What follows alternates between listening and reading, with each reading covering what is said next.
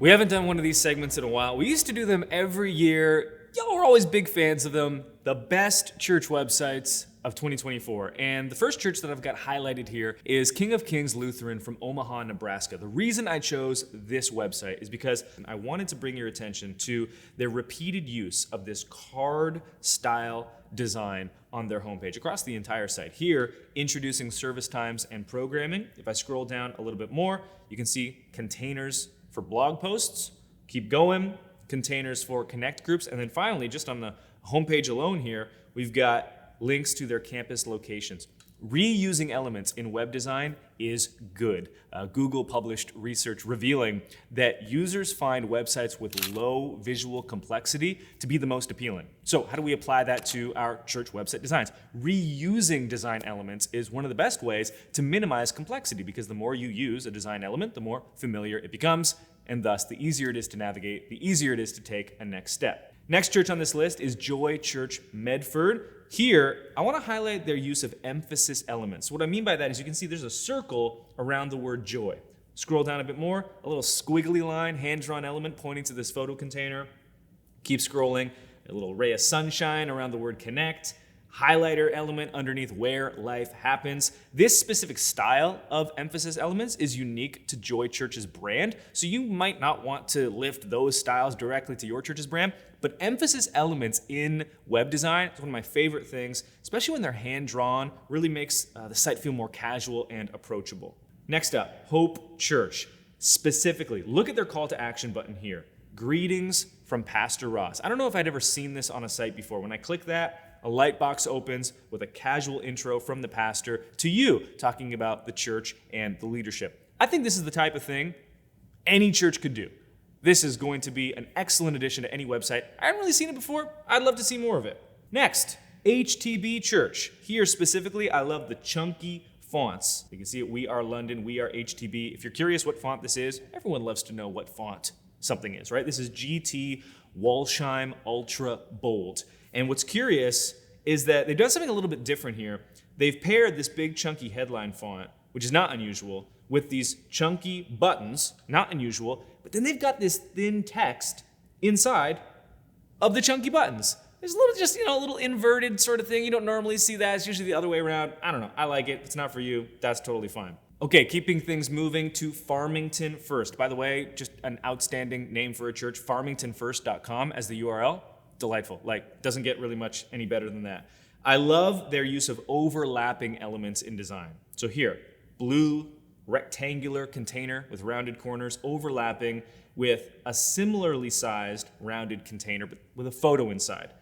Go down to the next section, similar setup. Photo container overlapping with the blue colored container. This just elevates this specific site's design.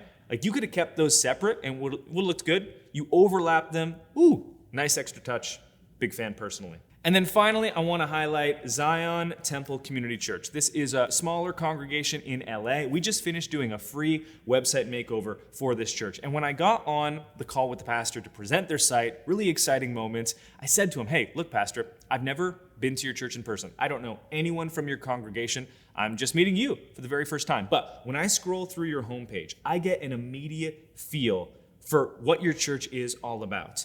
And that's because the site is filled with these big photo containers showing this is what the church's community is like. This is what their building is like. The first thing that we do when we redesign a site for a church is we send a photographer in person to capture their weekend service. And then we use those photos as the backbone of their new site, put them front and center. If you haven't been following the last couple of weeks, we recently announced that by the end of 2025, we are going to be giving 1,000 church websites free makeovers. And we're going to be showing you the behind-the-scenes process as we tackle this ambitious goal. So make sure to subscribe to this channel to follow along with the journey. But if you want your church to get a free website makeover, just head to nucleus.church/makeovers, and you can join the waiting list there.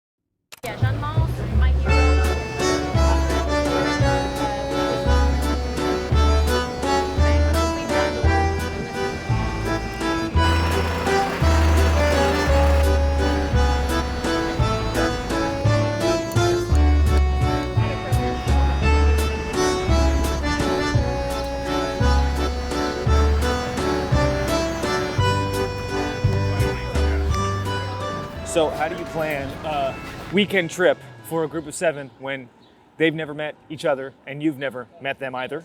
All we've had for the last year and a half to communicate is Slack. So there's a lot of food involved. Montreal is arguably Canada's best food city. They're famous for bagels, for poutine, and of course Montreal smoked meat. So what I did was I tracked down the very highest rated spots in Montreal, and we're gonna go and do a bunch of food comparisons at each one. So it's not just eating, it's eating on a mission, team building eating. Tomorrow we've got a Poutine Fatal 4-way. So that's how we're doing things during the day. And then in the evening, we're breaking up into smaller groups. So that way we all get FaceTime, but not in this group of 7 where it can be easy to just, be quiet if you're not a super outgoing, loud person like some of us. And then I've also brought Alex with me. He's behind the camera right now. He's a steadying force, unlike perhaps myself. And people recognize him from the podcast already a bit. So there's that existing rapport to build off of. So, hope for a great weekend.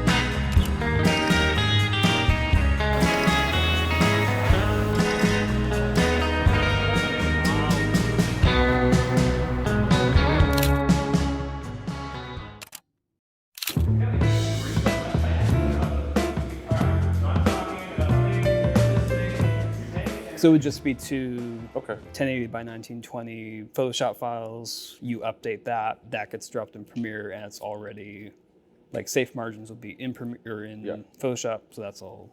We need to hold all of ourselves to a higher standard because it's a bit of a paradox, right? You need to be able to edit 20 to 30 churches per week, depending on which tier that they're on. And yet we need to make sure that we're never delivering sloppy content.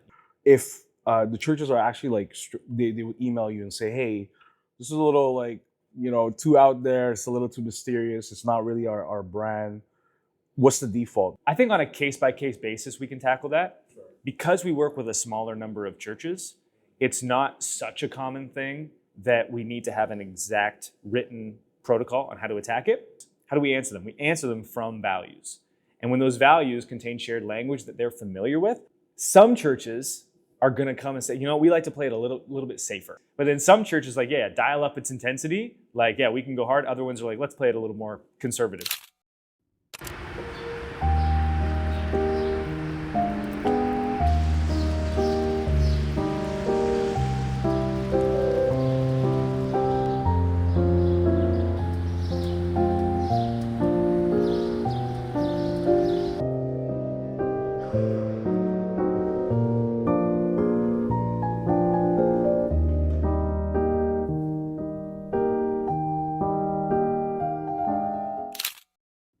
Feed on me.